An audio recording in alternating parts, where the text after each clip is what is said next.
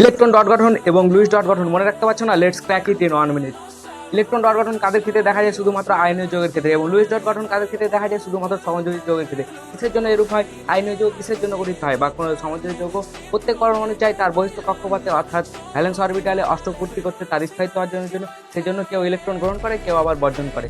এখানে দেখতে পাচ্ছি আয়নীয় যৌগ কেউ বর্জন করে ক্যাটায়নে এবং কেউ গ্রহণ করে ইলেকট্রন গ্রহণ করে অ্যানায়নে পরিণত হয়। তো এরূপ কেউ ইলেকট্রনটা কি করলো? এখানে যেমন সোডিয়াম ক্লোরাইডের ক্ষেত্রে সোডিয়ামের বহিস্থ কক্ষপথে একটা ইলেকট্রন দিয়ে দিল কাকে? ক্লোরিনকে। এবং সে কি হয়েছে? সোডিয়াম ক্যাটায়নে পরিণত হয়েছে এবং ক্লোরিন অ্যানায়নে পরিণত হয়েছে। এরূপভাবে আয়নীয় যৌগ গঠন করেছে এবং এই চিত্রটাকে বলা হয় ইলেকট্রন ডট গঠন। এবং লুইস ডট গঠন সমযোজী যৌগের ক্ষেত্রে যেসব যৌগ কি করতে পারে না, ইলেকট্রন আদান প্রদান করতে পারে না, এবং এরা ইলেকট্রন জোট তৈরি করে। যেমন এখানে জলের অণুর গঠন দেখতে পাচ্ছি, এখানে অক্সিজেন আছে এবং দুই পাশে দুটো হাইড্রোজেন আছে। হাইড্রোজেনরা এরা কি করতে পারে না, ইলেকট্রন দিতে পারে না সম্পূর্ণভাবে।